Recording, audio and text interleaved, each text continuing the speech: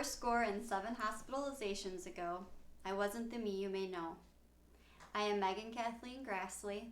I am a grateful believer in Jesus Christ. I am in recovery and I struggled with alcoholism. I am challenged with bipolar depression, anxiety, OCD, perfectionism, and a whole lot of codependency. I was born October 15th, 1986, in Lake Forest Hospital in Illinois. I was raised in Beach Park in Rockton, Illinois. My earliest memory is sitting in my chair that suction cupped to the bathtub floor. It was mustard yellow with a white tray, and I had primary colored blocks that floated around the tub. I have a photographic memory. It's a blessing and a curse. My house was perfect. We were one of the first homes on the block, and my dad built it. I loved that house. I can remember all the details down to the pattern of the weave of our living room sofa and how it felt to the touch. I have 2 older sisters. Laura is 10 years older than me, and Beth is 13 years older than me. My oldest sister was very much like my second mom. When I was little, I never thought much of how much time I spent with my sister. My grandpa began watching me when I was 3. I would sleep at their house, or he would come and take me on field trips. My grandpa taught me manners about music, how to drink tea, how to play checkers, and most importantly, the Our Father. My grandpa told me, whenever I'm in trouble, to stop and say that prayer to myself. My grandma gardened and went to their local Catholic church every day. They began taking care of me when my mom couldn't because she wasn't well. She struggles with depression and social anxiety. My dad is a quiet man who worked for the nuclear power plant. I adore my father. I couldn't wait till he got home from work. Every day he would call when he was leaving and ask if I needed anything, and then I would wait. I still remember his whistle when he walked in the door. He's a good dad. I was very attached to my mother as well. She is kind and fun. She is a beautiful person. My first codependency memory was with my mom. My mom told me to stop holding her hand in the parking lot of Kmart because I was getting too old. I wasn't too old. I have always been a hold my hand, lean on me, and give me lots of hugs kind of person. My life looked like it was picture perfect for a little bit until we had to move. My best friend Katie would babysit me because she was 2 years older than me. It was just time for us to play and do whatever we wanted. They started leaving me alone in 3rd grade to go to the casino. That year, things around the house were starting to go. The house wasn't as clean, or the yard, or the pool. This is my first memory of being depressed. I started cleaning at a very young age and tried to make it the way it was. I started vacuuming in perfectly straight lines and polishing the furniture to control the environment. The whole reason we had to move was because the power plant was shutting down, so my dad transferred. When we got to Rockton, everything fell apart. Beth stayed behind, got married, and bought our old house. Laura and I didn't get along so great before we got there, so now is our turn to get along. Neither of us had anyone. I was 11 and she was 21. So we started out with walks into downtown Rockton and we would go exploring. Her sense of humor was what saved me. My mom was so sad from the move that she wasn't the same mom anymore. She was gone. She would isolate in her room every day after work. We never had dinner together. If we did, it was just me, my dad, and Laura. My dad and I started going to my favorite diner and she would never come. She would say that we needed to have dates together. This was hard because I only knew my dad when I was a kid. Now I was going into middle school. My dad also changed. He was depressed too. He never said a lot to begin with, but even without words, you could see the change. You could feel the change. Then I was the awkward new girl at school. All these kids grew up in this small town together. I felt awful about myself. Acne, big nose, awful hairdo, didn't know how to say the brands they were wearing. My mom worked at the next door at the elementary building, so she would just drop me off. On the way to school, she was extremely anxious all the time, so she was usually yelling at me or blaming me for being late. This escalated through 8th grade. It got to a point of her screaming at me and me going into school in tears on a regular basis. I was blessed though. I did make good friends and I did fit in. I also had an awesome counselor who allowed me to come into her office each morning to collect myself before a class. I was really successful in middle school. I did all things: art, choir, poms, cheer, and plays. I got to be Cinderella in the 8th grade play. I had solos in choir. I got nominated for the Class Act Award, the American Legion Award. However, lots of things were still happening at home with Mom. When we would fight, her face would tremble and she would turn into someone I didn't know. When it wasn't my fault, I could hear her on the phone with my dad blaming me. This was how I developed my self-esteem. For example, as we walked across the parking lot into the auditorium for my award ceremony, my mom looked around and said, "See, look at all of these girls in white dresses with freshly scrubbed faces," insinuating I didn't look right. She bought my outfit for the event. Then I was nominated for my award and I was crying, and everyone thought it was because I was happy. These types of comments and cut downs never stopped. I could rattle off an entire list of them. My mascara, my hair, my nose, my clothes. Every time we had a special event, she would yell at us for something and ruin it. Fast forward to high school graduation, holding back tears in the car on the way to the ceremony. I can remember in middle school my mom forgetting me at practice. I was always catching a ride with someone. The arguments and cut downs got worse, and I remember going to my friend's house crying because I knew something was wrong with my mom. I thought she hated me. I did everything perfect in middle school, trying to get her attention, and even hung all my art and awards and made a collage that covered an entire wall. High school started off dim. I was at the bottom again. All my friends went into cheer or sports and I didn't. I wasn't in the group anymore. I was scared, lost, and uncomfortable. I felt very unpretty, awkward, and shy. After a while, I began trying out for things again. That something was music and theater. I pushed myself a little further and I tried out for Sing-Sation. It was an a cappella jazz group that had just juniors and seniors, and I made it as a freshman. I began doing musicals like Footloose. I was voted most musical in my high school class. Now that I'm proud of. However, I still felt lost, empty, alone, and depressed. I was grieving my middle school experience. And then, like a thunderbolt of lightning, there was Joe in the hallway. I remember thinking, that is going to be my boyfriend.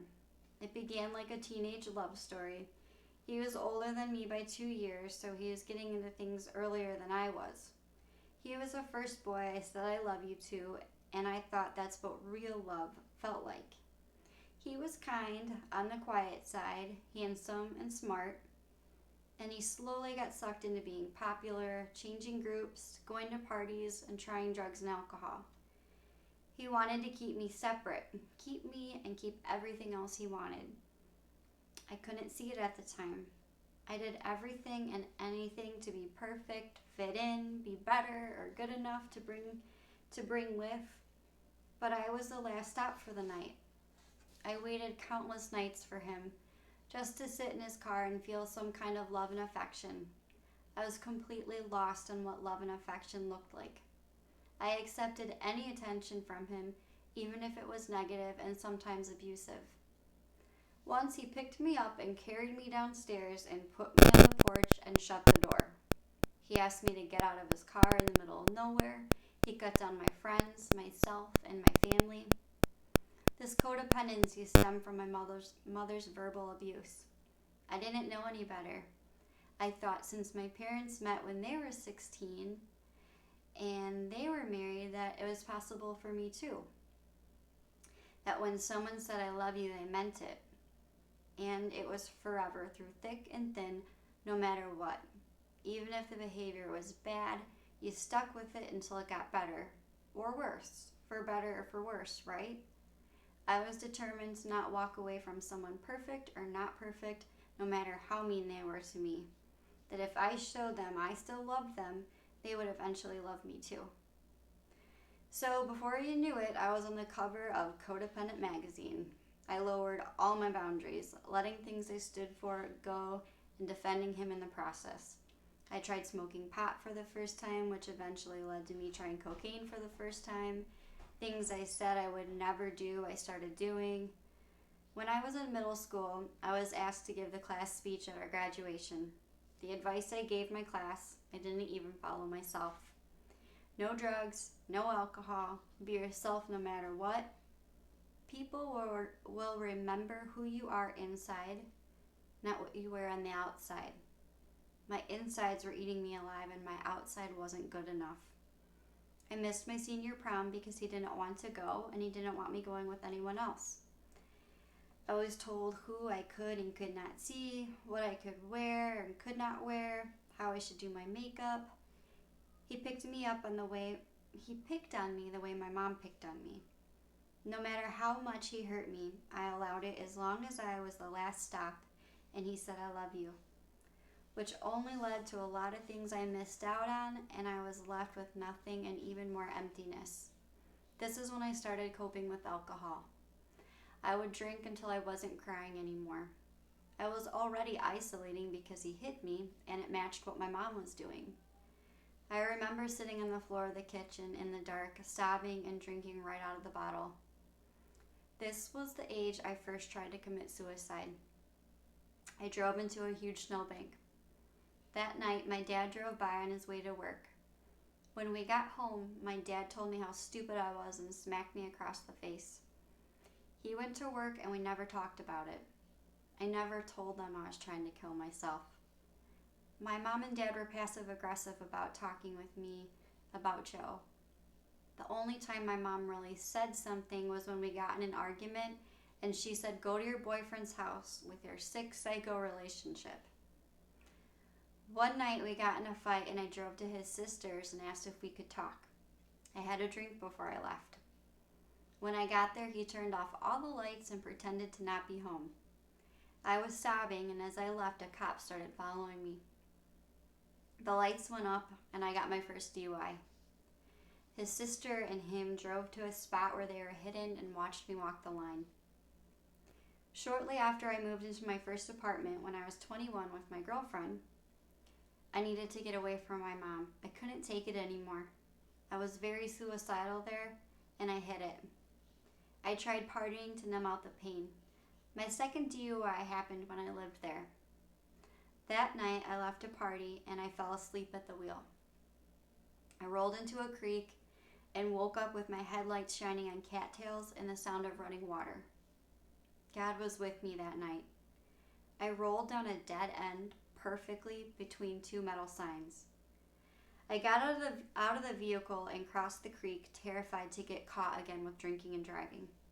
I sat on the curb at a gas station in complete shock. Meanwhile, the cops saw my empty car. They looked up my name and went to my parents' house. They knocked on the door in the middle of the night and said, "Your daughter got in an accident and she's not in the vehicle." I got a call from my dad and I was terrified to answer. He met me at the vehicle and I was arrested and spent the night in jail. I lost my license for 3 years. I was asked why I got in the car and drove that night. I said because I didn't care about myself enough not to. That summer I registered for college. I figured it was the best choice because I could walk everywhere. Somehow I managed to graduate and hold down 2 jobs. I waitressed and bartended and got involved in the party life. It was normal and it was easy to blend in. During this time, I was also into pot and tried other synthetic drugs. I liked the way it made me feel. I got really scared one night because I was out and I knew it wasn't safe to drive, and I did it anyway.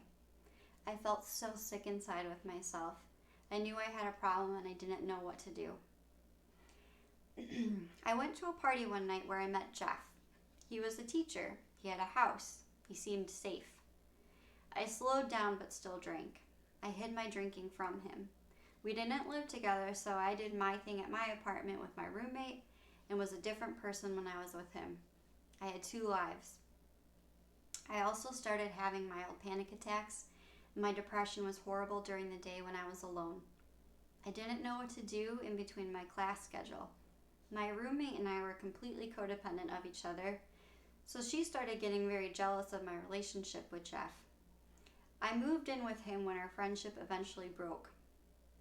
My drinking continued because I was so lonely and depressed. I would come home from work, and he wouldn't come downstairs and say hi to me because he was addicted to his Xbox. He went away on a business trip and cheated on me with a coworker. He told me we were breaking up because he didn't want to have kids and he didn't want to take that away from me. He asked me if I drank because of him. At least I knew the answer was no. I had just finished decorating our house from top to bottom. I thought it would be my forever home. So I had to move again, and I went to live with my sister. I was grieving and would comfort myself with a pint of vodka every night. I hid it in my closet inside the purses and the coats that were not in season. At this point, I decided I was going to have fun again because of all the pain. I missed out on so much in life, I told myself. I'm going to work at the busiest, coolest bar in the main intersection. And I did. And I met my fiance there. I loved partying with him after work. I would always go there after and drink and fall asleep there. I had a false sense of safety and fun. From the get-go, he didn't tell me he would never be able to drive from multiple DUIs. He told me he had one DUI, would eventually be able to drive because he had a lawyer. I never looked it up or checked his background. After that, we went on our first vacation together to Tennessee, where he proposed to me in the Smoky Mountains. I remember he was shaking when he asked me, and for a moment, I felt my gut tell me no, and I felt like I had to say yes. Yes to not ruin the moment or the trip, and yes because I didn't think I deserved any better. And that was it. We moved into our first apartment together, and it was beautiful. We had a club pool, hot tub, gym, and I was still depressed and empty inside. I got offered a position for a very successful company. I had my own desk, a real job with real benefits. I had a terrible time there. My coworkers bullied me, and I had no confidence or coping skills. I went to a psychologist hoping antidepressants would help me. This began an entirely new nightmare. He put me on a medication I was allergic to. You know the commercials where they say the side effects may make you more depressed, suicidal, nausea, vomiting, and to consult your doctor? If you look really closely, there's a picture of me. I also started to have regular panic attacks, and they were horrendous. I blacked out while driving, and I wasn't drinking. I had them at work and cried in my car, but the worst was when I would wake up and be having one immediately. One time I had two in one night. My arms would get numb, my hands would tingle, I would tremble, I would get dizzy, nauseous, couldn't breathe, couldn't speak. I kept telling everybody I felt frozen. I was having them at least once a week. While taking this medication, I started to have restless leg syndrome, and I would be up all night, hot and squirming on the floor. I would lay on the hardwood because it felt good and cold. I was just so miserable, I didn't care what I had to do if it made me feel better. I would get up and drink to self-medicate the side effects away. It was at this time where I had a spell of being up for 2 days in a row, which is common in mania. I would sit in the dark, all the curtains closed, TV on, blankets on the couch, and drink. I became suicidal again. I decided to call my dad one last time to say goodbye. He had no clue when he picked up the phone. The only thing I could do is act normal. I chickened out. At that moment, my fiance came home and said, "I think you need some help." So we looked up the nearest mental health hospital and checked me in. God timed that so perfectly for me. This was my first day, and it was an awful place. Very scary, much like the movies. I was terrified. They just knock you out to get you through the withdrawal, and I woke up on the side of the ward where the patients were harmful to themselves and others because there had been a mistake. When I got out, I drank for a week and packed my bag for rehab.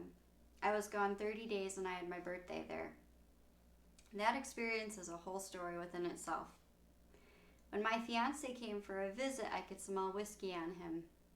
I was still empty, and I still tried filling that hole with alcohol when I got out.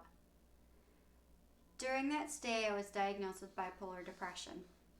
I was defiant and thought the doctor was a quack. I fought against it every time I was diagnosed. I had to accept my mental health the same way I had to accept my alcoholism, or I would never be able to get help. I was determined to never be like my mom, and I thought I was worse because I was bipolar. When I got home, I remember going out with my fiance and partying. I remember things just going back to the way they were, as if it never happened. At some point in this insanity, things were getting so dark inside for me. I decided I was just going to quietly fade away. I remember going to the kitchen to get another drink. I remember not feeling cared for. I put my favorite jeans and my favorite Beatles sweatshirt on. It was as if I was in a trance and floated into the bathtub. I closed my eyes and went underwater. I woke up in a towel with my sister shaking me and screaming in my face. I went to Alexian Brothers in Schaumburg. It was a lot better than the first place I was in. One of the times my fiance took me and dropped me off. He didn't sit or wait with me. I wasn't accepted, and I was in Schaumburg, Illinois with no ride. I went to Alexian Brothers 4 times. The second rehab I flew myself to in Florida. Well, God flew me to Florida. I was a mess and somehow figured out where I wanted to go, how to get there, how to handle my insurance to pay for it. God and I arranged the whole thing. While I was there, all I wanted was to be alone and hear from God. I got to be there for 3 months, but I was with an entire cohort of people in recovery. I knew I wasn't ready to stop drinking after the 30 days, and I asked if I could stay longer. I wanted to stay as long as I could because I thought the longer I stayed, the longer it would sink in that I couldn't drink anymore. I missed Thanksgiving and Christmas. I started praying in the shower while I was there because it was the only time I wasn't with a roommate, counselor, or nurse, and that became my routine in the morning, at night, or even when I just couldn't take other people anymore. I would shower again. I tried a Bible study that some other patients started. I was given a Bible while I was there. I had just been thinking I needed one, and the next day I found a brand new one in a box, untouched, and we were allowed to take and use anything from those shelves. It was just there waiting for me. I also did equine therapy while I was there, and that was my favorite thing. I loved practicing mindfulness and being with the horses. When I came home, I started a new job again. I was commuting, running a store, working 60 hours a week. However, that Christmas, something difficult happened. My fiance's mom had cancer. Her oldest son, who lived with her, had a heroin addiction. Her youngest son, who lived there, was schizophrenic and was addicted to pills. Her husband was 25 years older than her and had dementia. One night she called crying, saying there were strange people in the house, that she was scared, and there were needles everywhere. She begged us if she could come and live with us. I couldn't say no. She stayed with us for her last Christmas until she had to go to hospice care. She hung on for 6 weeks there. Eventually, we were told she really just wanted to go home and be with us, and that she would most likely pass within the week of us bringing her there. So we set up a hospital room in our living room. I quit my job. I couldn't handle it all anymore. She passed away in our home late evening, early morning. I'll never forget her being wheeled out. I'll never forget the smells, the moans of pain, her mouth opening like a baby bird as I dropped the morphine onto her tongue. We gave her a nice funeral and adopted her widowed husband. He couldn't afford the nursing home, and insurance wouldn't cover it.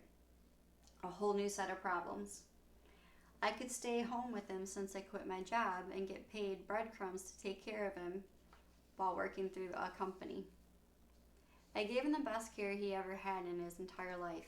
I got him to gain 30 pounds and got him a baseline of normal for dementia. He was on a schedule with me: breakfast, lunch, dinner, meds, game time, Cubs time, his own room, his own bathroom. However, we had to move to a new apartment to do that. He needed his own bathroom. He was in adult diapers. It was a very long 2 years. We moved to Delavan looking for a brand new start. His cousins offered us a rental property, which was supposed to help them and us. So it seemed like a good idea. There are plenty of restaurants for both of us to work. His dad got the space he needed, and we got a beautiful home. I was the maid, the nurse, the grocery shopper, chauffeur, and whatever else was needed. Jack could not be alone over a few hours, and it just kept getting worse. Initially, I had a total meltdown. I was picked up in the middle of the night by my sister and my dad, thrown in the back of the car because my fiance said he didn't know how to take care of me. I had dipped into a bipolar depression and couldn't get out of bed to even make his dad dinner. He said the only reason I wanted to come home was so I could drink. But I wanted my fiance back. I wanted the new home that was supposed to be mine. I wanted to unpack my things and decorate. Instead, I came home to a mountain of boxes and an enormous entryway just thrown in a pile, almost to the ceiling. A lot of my things were broken. The second summer I was there was when I went back to the hospital. Things were so much worse, and I couldn't see it because chaos became normal. There were fights where I slept in closets. He threw himself down the stairs and blamed me for it.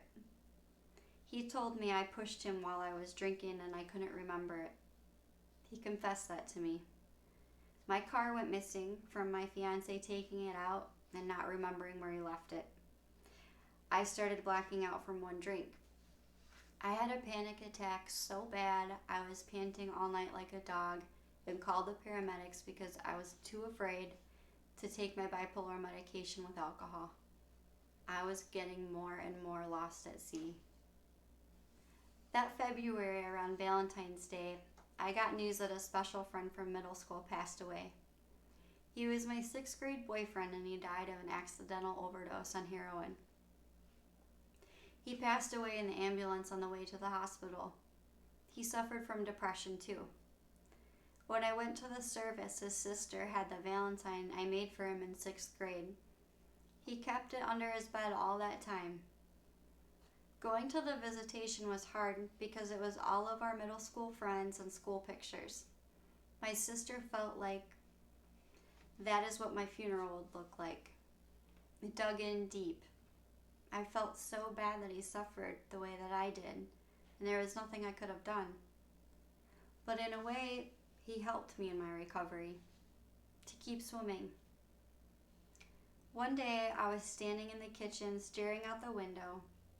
Teary-eyed, I said I wanted to move to Florida and go to Disney World.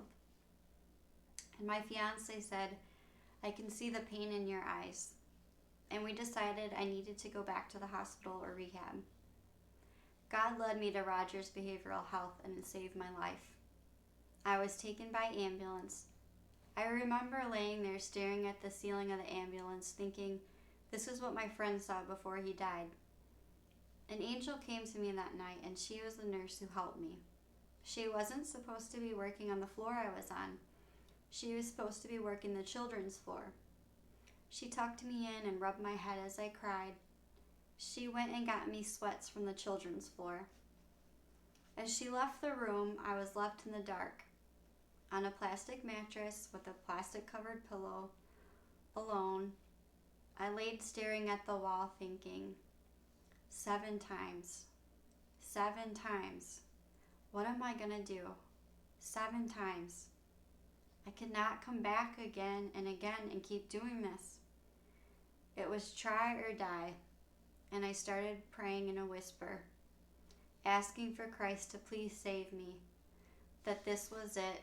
I was tired.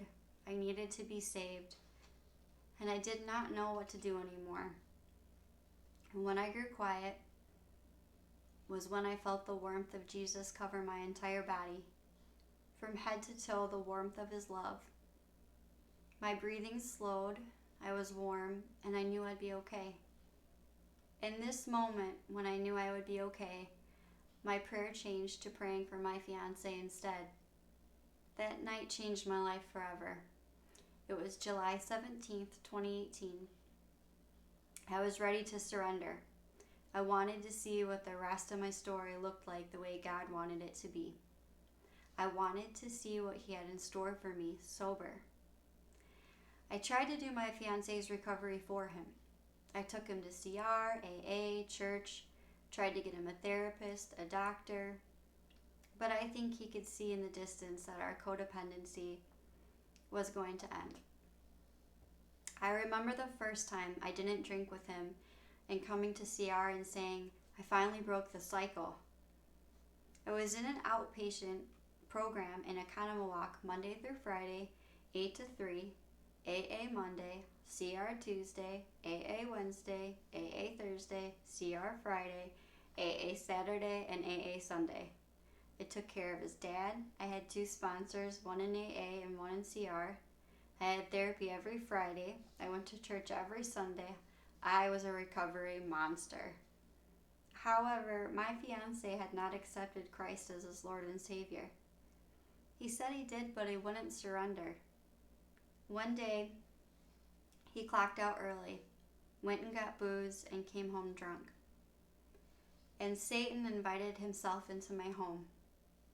We argued for so long the sun set in the house. When we were on the front porch, he looked at me, and it wasn't his eyes. It was a different set of eyes. And my fiancé stared at me for a moment and laughed. He attempted suicide that night by hanging himself. I heard him choking and went upstairs and got him down. That night when I came home from the hospital, I prayed all over the house and laid down and prayed myself to sleep. I prayed for God's angels to tuck me in and envisioned sleeping on the feathers from their wings. When I woke up, I opened all the windows, got in the shower, and did the only thing I knew to do, and that was to go to church. One of the nights while I was at the hospital, I called and my fiancé sounded drunk and suicidal on the phone. I remember him saying that his meeting at work went bad. He wouldn't tell me what happened. He hung up and wouldn't answer the phone. It was the most difficult thing I had to do, was just to try and just let it go. I couldn't control him. I was safe, and that was all that mattered. I went to the shower to talk with God. I said, God, you have my hands tied for a reason. Please show me the answer of what I am to do, no matter how badly it hurts, and I will follow you. Just please show me. The next day, I called the police station, and sure enough, he was in jail. He took my car, went to the bank, went to the bars, went to the strip club, and when he left, he drove drunk into oncoming traffic with no lights on. It resulted in a high-speed car chase. He drove into a field and totaled the car. His bail was $3,000, and his dad was in a nursing home while his hip was healing. He wasn't coming out of jail for a long time. He called me and said, please find a way to find the money to get me out. Please, my dad will die while I'm in here. You can't do that to me. And I said no. So I had to find a place to live. I had to pack an entire home by myself, a large old Victorian with a full basement. I wanted to stay by Lakeland and by CR. I knew that was what was saving me. Before some of this, I had asked Pastor Josh to pray with me.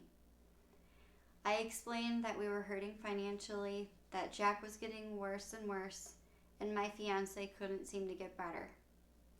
And then I came back in and I said to Josh, my prayer was answered. It's all gone. He wiped it all out, and that's how it's solved. And that I was freed. Everything I posted for sale, down to the silk flowers, sold in 2 weeks. A lot of Christian women came and purchased things and talked with me. My neighbor offered me 2 rooms to rent. It was literally across the street. I kept selling everything and took only what I needed. Piece by piece, I watched as our past life went out the door. The day my friends helped me move my furniture across the street, Jack died. The nursing home was calling me, asking me what to do with the body. However, that day I moved, I was wearing a sweatshirt that said, "Just do it." And I didn't give up, and I didn't give in, and I kept swimming. I never drank again, and I never went back to my fiance. I followed what God was telling me to do every day, a moment at a time. I had to accept that I had to walk away from him the same way I had to walk away from a drink. I had to accept that I had bipolar depression and it wasn't my fault. That alcoholism is a disease. That what I was told about myself were lies. That I am not worse than my mother's disease. That I am fearfully and wonderfully made. That God doesn't make junk. Before long, my neighbor's wasn't working anymore. I found out she was doing heroin, and I was out in a week. But it served its purpose for the time being. God put all these things in place one by one, some for a short period, some for a long period, to keep me safe, to keep me afloat. I filed for bankruptcy, moved back into my mom's. I said my final goodbyes, and I continued CR without flinching. When my deepest depression and anxiety subsided, the sun came out again. I started to learn how to have fun again. I was baptized after my 1-year anniversary of sobriety. It helped me make amends with my family. My family saw me go into a tub years before because I was dead inside, and saw me rise out of the water cleansed and renewed. My whole life has changed. My whole life became about Christ, and that's how and why it changed. God gave me the years the locust had taken and gave them back to me in a blink of his time. I had a realization about CR and what Christ really did in my life. I stopped going to AA because it only led me down the road so far. In AA, they say to you that before you go to pick up a drink, play the tape back. Look back and see where it got you in the past. Play the tape back. Then I remembered hearing the story behind the song Burn the Ships. That it was written to his wife who faced addiction. The story is about explorers that discovered new land and wanted to turn around and go back because they were afraid. So their captain burned the ships when they were sleeping so they could not go back, and they had to face their fear and start a new life. And I realized God doesn't want me to keep playing the tape back. He wants me to burn the tape. He wants me to get rid of fear because it does not come from him, and rest in the new person he has made me. And that is what CR will do for you, that any other 12-step program won't. I am not defined by my alcoholism. I am not a mental illness. I am not full of imperfections. Today I get along with my mom because I have forgiven her. She can see what the Lord has given me, and she's interested in church and coming to CR. I have helped her to get better over the past year. I now have healthy boundaries and am surrounded by believers. My support group in CR has helped me continue to heal and grow in ways I thought were unimaginable. I have a boyfriend who is a believer. And now God is leading me into his next plan, and I am following what he is calling me to do. I'm going to get my master's in social work to help others who are challenged with the same emptiness I had. Don't fill your hole with alcohol. Fill it with the love of Jesus Christ. 77 hospitalizations ago, I wasn't the same Megan you may know. I am a child of God.